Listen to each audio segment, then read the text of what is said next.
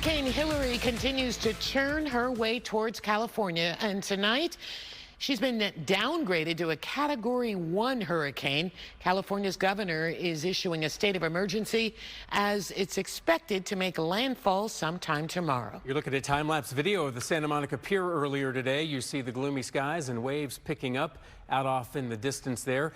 Crews spent much of the day reinforcing sand berms on beaches to protect coastal communities from storm surge, and some low-lying areas are being evacuated ahead of time, with heavy rain expected to cause some flooding.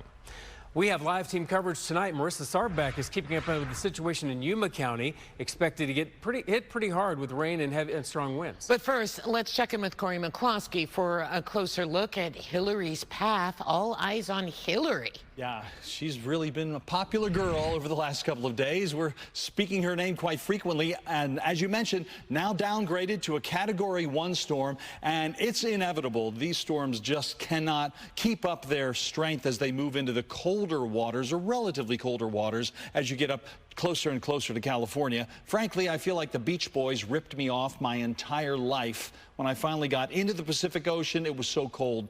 I thought, I didn't know where I was, but I didn't think I was at the beach that they sang about. Anyway, again, a Category 1 now, and here is the expected path of this storm. It is likely to continue this northern, sort of a northwesterly path. It's going to graze the Baja late tonight, and then by the time we get into tomorrow evening, say about dinner time or so, the center of this storm will have started to blow itself out right around Palm Springs, Indio, in that neck of the woods. However, as you see, LA is under its own hurricane watch, and there are advisories all over the place. Of course, the flooding could be substantial, especially across southern and southeastern California. Here's the way things look right now. We've got showers, mostly light, pushing from south to north. However, once all of this gets into motion, here's the way things will look as we get to tomorrow about 10 a.m. Look at south central California. It is really going to be tough over there. And Yuma, as you see,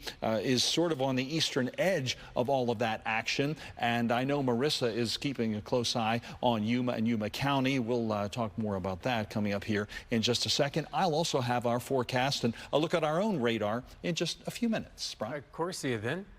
So it's actually a pretty nice night around the valley tonight, cloudy and cool for the first time in a long time, but it's a different story already down in Yuma County. Yeah, already getting lashed with steady rain, and people there bracing for possible power outages.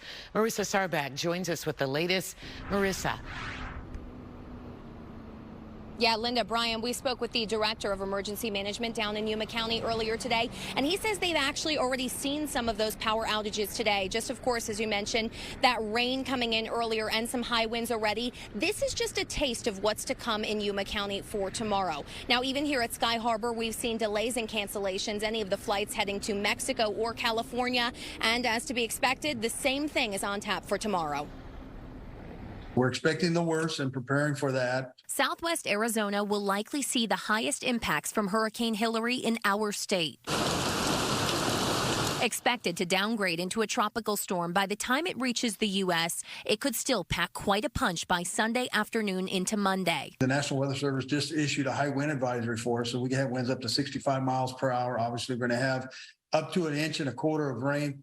And I don't know if that includes today or what. Yuma County Emergency Management has given out thousands of sandbags, and they're asking everyone to stay inside once the storm hits. With high winds, we want to anchor everything down. We can't put everything away, furniture, anything that can become a flying object. The National Weather Service warning counties in the Colorado River area to be aware of the possibility of tornadoes. There was a couple others that we've had when I was a lot younger that came through Arizona, came through Yuma as well, that we've experienced those type of things. We've had 60, 70, 80 mile an hour winds. So knock on wood, I hope this is not the one that I have to experience that's worse.